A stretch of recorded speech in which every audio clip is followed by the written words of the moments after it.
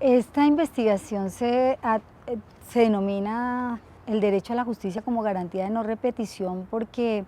en este contexto de búsqueda de paz y de transición y de superación de las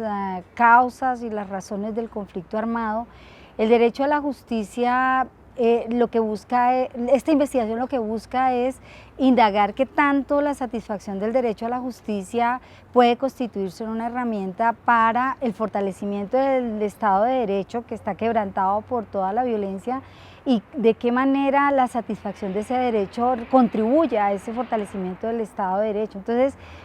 la búsqueda de la justicia y la satisfacción del derecho a la justicia podría convertirse bien satisfecha en una garantía de no repetición de graves violaciones de derechos humanos como las que indaga este informe. Bueno, la búsqueda de los casos, yo quisiera antes de responder directamente cuáles son los casos, es explicar cómo se escogieron los casos. La investigación en principio estuvo orientada a investigar el derecho a la justicia en relación con graves violaciones de derechos humanos y graves infracciones al derecho internacional humanitario. Sin embargo, se trató, para poder profundizar en el tiempo que teníamos de la investigación, 4 tipos de violaciones de derechos humanos: las ejecuciones arbitrarias, la tortura, la violencia sexual y la desaparición forzada. ¿Por qué esas violaciones de derechos humanos? Porque con lo que habíamos explorado en la búsqueda de casos y escuchar a las víctimas, nos dimos cuenta que el tipo de violación, unido a otras circunstancias como el lugar donde están las víctimas y las características propias de las comunidades a las que pertenecen las víctimas, tenían incidencia en la satisfacción del derecho a la justicia. Entonces, es distinto buscar la justicia en relación con una persona que está desaparecida, respecto a la cual se duda que realmente se encuentre desaparecida, a buscar la justicia frente a una ejecución arbitraria donde tú tienes el cuerpo y sabes y nadie te discute que evidentemente la persona fue privada de su vida.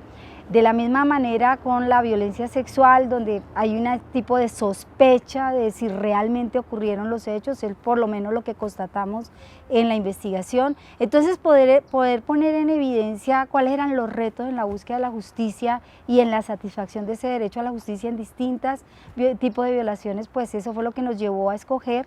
6 casos. Uno es el de Tarcisio Medina Charri, un estudiante de la Universidad Surcolombiana que fue desaparecido en 1988 por la Policía Nacional. El otro caso que escogimos fue la masacre de 12 chicos del barrio Punta del Este en Buenaventura en 2005, el 19 de abril del 2005. La persecución a la comunidad académica universitaria del Atlántico, que está representado en el asesinato del profesor Lisandro Vargas, sindicalista de la Universidad del Atlántico, y de la tortura del estudiante Henry Molina de la Universidad del Atlántico también, pero también el asesinato del sociólogo, profesor e investigador Alfredo Correa Andrés. Finalmente, otro caso fue la violencia sexual ocurrida contra 2 jóvenes menores de edad en el municipio de La Dorada, en el departamento del Putumayo, por grupos paramilitares. Entonces, este panorama de casos nos permitió como constatar algunas de las preguntas que nos hicimos al inicio de la investigación y profundizar en lo que visibilizaban estas experiencias de búsqueda de justicia y que se reflejan mucho en la parte final del segundo tomo, que son como las conclusiones y las recomendaciones de los retos y de las particularidades que implica la búsqueda de la justicia dependiendo de las distintas formas de violencia y de violaciones de derechos humanos y de las condiciones de las víctimas.